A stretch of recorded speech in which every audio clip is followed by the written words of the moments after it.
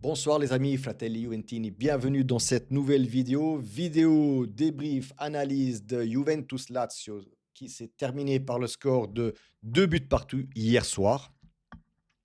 Mais avant de passer sur les différents slides, je voudrais quand même dire à certains abonnés qui sans doute ne me connaissent pas comme les autres, qui me disent oui, j'ai vu ta vidéo, au bout de 15 secondes, j'ai arrêté de regarder parce que ça m'a pas plu ce que tu as dit, parce que tu as dit que les joueurs ont mal joué. Alors, je vous invite à regarder toute la vidéo et pas seulement les 10-15 premières secondes. Forcément, je rentre des fois au forceps ou voilà, je rentre avec le pied de biche quand je rentre dans mes vidéos, mais après, voilà, je vous donne tout mon avis durant toute la vidéo. Donc, allez regarder quand même toute la vidéo de ce que je dis et pas vous focaliser seulement sur les 10-15 premières secondes de la vidéo. Mais voilà. Sinon, passons directement sur les slideshows, les amis, sur le débrief. Donc encore, pour prouver un peu, et donc aller à l'encontre de certains de mes abonnés qui disaient, «Male, male, male». Alors, dans le sens, oui, on a quand même bien joué hier soir. Je veux dire, on a fait quelque chose, on a montré comme face à l'Atalanta, on montre quelque chose, mais c'est stérile les amis. Quand je dis mal, et c'est aussi parce que c'est du stérile. Normalement ici, regardez sur cette action-là, de la part de Kalulu et ici c'est Bremer derrière qui vient pour la mettre de tête. Là, normalement, regardez, j'ai même signé ici, Jonathan David. Qu'est-ce qu'il fait Jonathan David là? Là, c'est pas sa position. Lui normalement doit se trouver là quelque part et un Ildiz qui est là ou un Cabal qui est là. Mais c'est pas la place de Jonathan David là. Non, non, c'est pas Bremer qui doit aller là. Là, il nous faut un bomber, là, il nous faut quelqu'un de tête pour aller la mettre. Et c'est ça que je dis, mal et mal et mal. Et oui, on remplit bien la surface. Il y a aucun souci pour récupérer des ballons. Mais il nous manque quelque chose, il nous manque un vrai et Jonathan David, malheureusement hier, je n'ai pas retrouvé l'action, mais à un moment donné, sur quasiment la même action, il donne un coup de tête, il envoie le ballon, quasiment, pas quasiment, dans les gradins, dans les tribunes. Donc c'est là que je veux dire qu'à un moment donné, un attaquant, il doit marquer. C'est pour ça que j'ai dit dans ma vidéo d'hier, pour moi, David, hier soir, n'a pas bien fait. Il n'a vraiment pas bien fait hier ça. Il a raté, je pense, 2 buts. On va y revenir sur le 2e but qui, selon moi, est un but raté de la part, de la Juventus. Ici, voilà, je voulais juste revenir sur le parce que hier soir, en live, alors pour les peu qui étaient là, on va dire, j'ai fait la live sur le Super Bowl parce que voilà, vous savez très bien que j'aime bien aussi le foot américain, mais soit. On a discuté en long et en large sur cette action-là, et on me dit: «Oui, non, pourquoi?» Alors ici, vous voyez clairement Guida qui a vu l'action et il a vu l'action. Ne me dites pas qu'il ne l'a pas vu et je vais même vous dire pourquoi Guida a vu l'action alors que tout le monde, tout il y a des à lavoro, tout le monde, tous les arbitres, les ex-arbitres, même les présentateurs, les chroniqueurs, tout le monde a dit que c'était penalty. Il y a pas à il y a pas le «oui, peut-être, mais je sais pas s'il le touche». Non, il y a clairement penalty, tout le monde l'a dit, il y a penalty à 100. Et ne me dites pas que Guida n'a rien vu et que la VAR n'a rien vu. Parce que dans l'image, juste d'après, Guida dit, fait comprendre à Cabal, lève-toi, il fait comme ça, lève-toi, il n'y a rien. Il n'y a rien. Donc voilà ce que j'appelle, moi, la mauvaise foi d'un arbitre. Maintenant, je veux aussi vous montrer autre chose. Le fameux but suite à l'action, parce que ça se passe 10 secondes après, hein. L'action qui mène au but de, enfin, le but de Koopmeiners, puis retiré cause hors-jeu de Thuram ici. Donc vous voyez, hein, et clairement, Thuram est hors-jeu sur cette action-là. Hein. Donc but annulé selon les standards. Mais maintenant, je vous montre autre chose. Voilà. Ici, on est dans Inter Cremonese. Même action. Di Marco tire.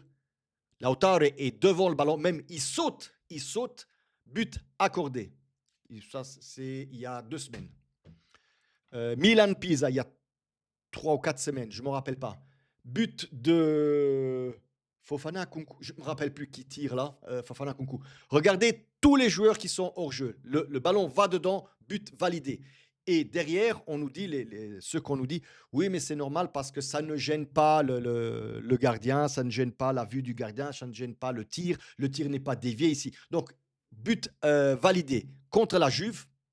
Hein, je vous remonte, mais le plus flagrant, c'est ça, hein, les amis. Le plus flagrant, c'est ce but-là, hein. Je vous le mets en grand, hein, pour que. Allez regarder, c'est disponible sur Internet, il y a aucun souci. Et ça date d'il y a 2 semaines, hein. Ça date pas d'il y a 3 semaines, 2 semaines, enfin, peu importe. Ça date pas d'il y a 3 ans, hein.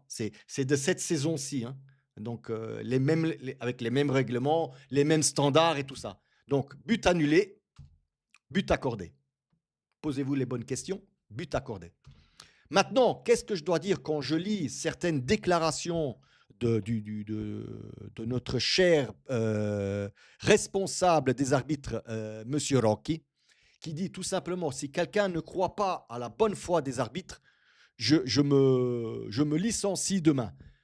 Rocky, qu'est-ce que tu veux, Gianluca, qu'est-ce que tu veux que je te dise? Mais donne tes démissions, parce que comme ça, c'est plus possible. Ce n'est plus possible. Parce que moi, je vois clairement de la mauvaise foi dans les arbitres. Surtout quand tu sais pertinemment que Guida a déclaré dans les médias qu'il ne veut surtout pas arbitrer les matchs du Naples parce qu'il craint pour sa famille et ses enfants. Parce qu'il a envie de se promener à Naples tranquillement. Donc, il n'a pas le droit, lui, Guida, Maresca et Mazzoleni, qui étaient à la VAR aussi, hein.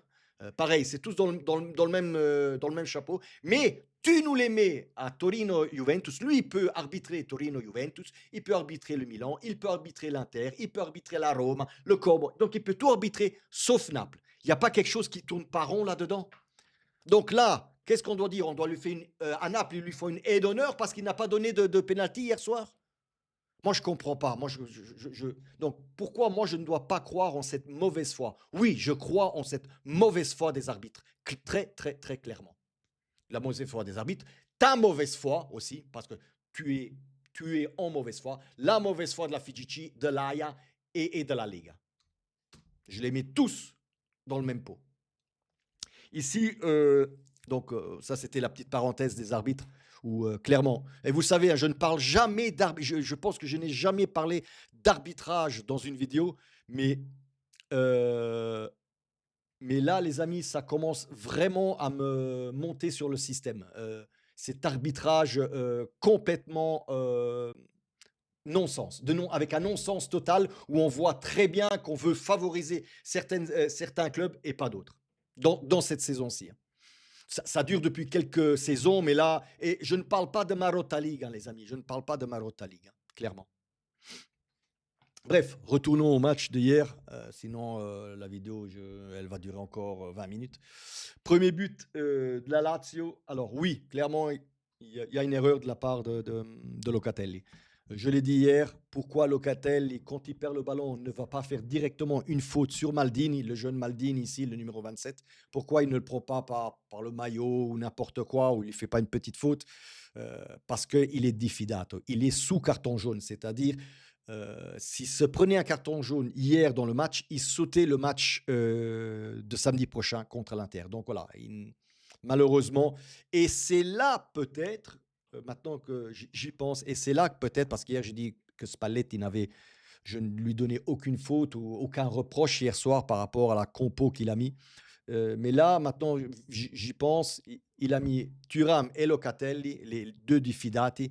Moi, sans doute, Locatelli, je ne l'aurais pas fait jouer. J'aurais mis Amiretti à sa place. J'aurais mis un Asdic. J'aurais mis un Kopp Miners peut-être à cette place-là avec Thuram. Mais je n'aurais pas risqué clairement Locatelli. Déjà, il y avait Thuram. En plus, Locatelli, les deux devant la défense. Je pense que c'était un peu trop risqué, selon moi. Et ouais, peut-être Spalletti, là, aurait dû faire sans doute autrement. Maintenant, c'est fait, tant pis, tant pis. Et là, je voulais juste montrer sur cette image-là, en fait, pour moi, dans cette action-là, après, quand Maldini récupère le ballon, il y a une erreur de la part de Kopp Miners, très clairement, parce que Kopp Miners, lui, doit aller accorciare, il doit aller contrer Maldini. Parce que Bremer, sans Pedro derrière lui, tout simplement, et donc doit s'occuper de Pedro, parce que, et quelque part, dans la vidéo, parce que là, c'est un arrêt sur image dans la vidéo, j'ai l'impression que Bremer regarde Koopmeiners pour voir son mouvement. Malheureusement, il ne va pas contrer Maldini et arrive ce qui doit arriver, hein. Donc, Maldini croise de l'autre côté. Bremer, forcément, se trouve de dos, voilà, avec Pedro qui arrive comme un boulet de canon par derrière. Et il essaie encore de récupérer, mais il n'y arrive pas. D'ailleurs, même là, il dévie le ballon et le ballon rentre dedans. Et c'est le 1-0 à la 46e minute, si je ne me trompe pas, de la première mi-temps pour la Lazio. Quelque chose qui n'est pas mérité, mais comme face à l'Atalanta, voilà, on joue bien. Ou on joue bien. On a la possession du ballon parce que il y a possession de ballon et bien joué, c'est deux choses complètement différentes selon moi. Deuxième but, hein, à la 47e minute, tout de suite en deuxième mi-temps avec Isaksen où là, clairement, Cambiaso se fait fumer. Se fait fumer, il faut utiliser les bons termes. Se fait fumer face à Isaksen et là, Isaksen, je ne sais même plus comment le dire, voilà, sur cette image-là.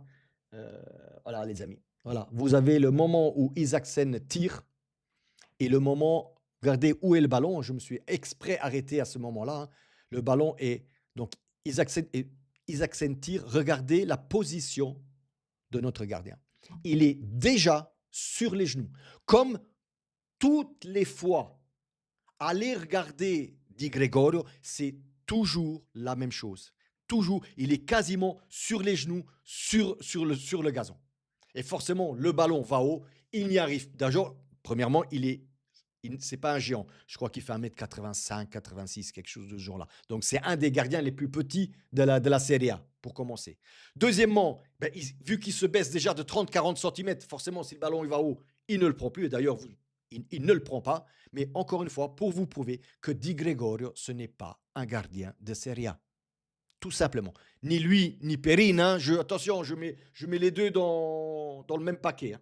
Dans le même paquet. C'est pour ça que je dis très clairement, sans ce gardien-là et avec un autre gardien, un Capri, les Carnesecchi, Maignan, peu importe. Enfin, il y a plein d'autres gardiens en Serie A qui sont 3 fois meilleurs que Di Gregorio, selon moi, qui sont 3 fois supérieurs à Di Gregorio. On aurait facile, mais je suis même persuadé, on aurait au moins 6, 7, 8 points en plus dans cette Serie A.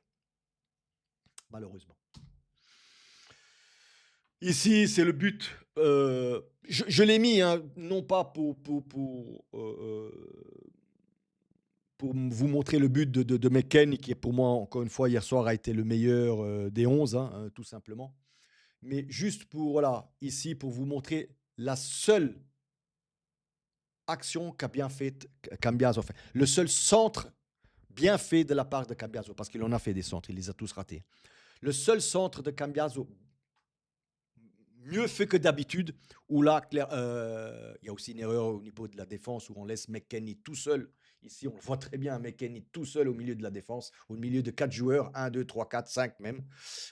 Et il marque le 2-1. Mais je voulais souligner voilà, le bon centre, entre guillemets, de Cambiaso. Mais c'est le seul, hein, il en a fait 50, il en a raté 49. Donc voilà. Ici, c'était pour, voilà, où je disais David a raté 2 buts, 1 de tête et celui-là. Ici, les amis, ici, David, si c'est un bomber, si c'est un numéro 9, il n'est pas question d'envoyer le ballon à droite vers Kalulu. Non. Là, un bomber, au vu déjà de la position de Provedel, il la met dedans. Je vous montre, il y a tout, regardez un peu les pieds de Provedel ici. Il y a tout, et si on revient en arrière, il y a un espace énorme, que ce soit à droite, à gauche, n'importe quoi, de croiser le ballon, peu importe. Là, un vrai bomber, un vrai numéro 9. Malheureusement, je vais le dire, s'il y avait un Vlahovic, en fait, David, pour moi, il est trop altruiste. À un moment donné, il faut qu'il comprenne d'être un peu égoïste et de tirer. Jamais il aurait dû remettre le ballon au milieu. Il aurait dû simplement tirer. Ici, contrairement à Di Gregorio, Provedel, un bon gardien parmi d'autres gardiens de la Serie A, où sur un missile tiré de la part de Kenan, Provedel va le chercher. Ici, il envoie un boulet de canon, hein. Mais Provedel sait se lancer sur ses jambes, contrairement à Di Gregorio, que quand il se lance, on dirait l'homme qui valait 3 milliards. Vous savez, quand il bouge au ralenti, hein, tout simplement. Et ici, je tenais aussi à surligner un peu Boga, qui encore une fois, comme à l'Atalanta, est très, très, très, très, très bien rentré, selon moi. Où il a mis en 20 minutes, il a mis plus de centres que Cambiaso en 70 minutes, hein, très clairement, et dont un centre qu'il a mis sur la tête de notre Pierino Kaloulou, Pierre Kaloulou, qui la met dedans de tête. Encore une fois, ici, Pierre Kaloulou qui se trouve tout seul face à deux défenseurs. Encore une fois, pour moi, erreur défensive de Tavares ici et de Guy, là, selon moi. Voilà, on est arrivé à la fin de ce débrief, les amis. Encore une fois, hein, désolé pour mon coup de gueule face aux arbitres, mais clairement, là, ça commence à me gaver.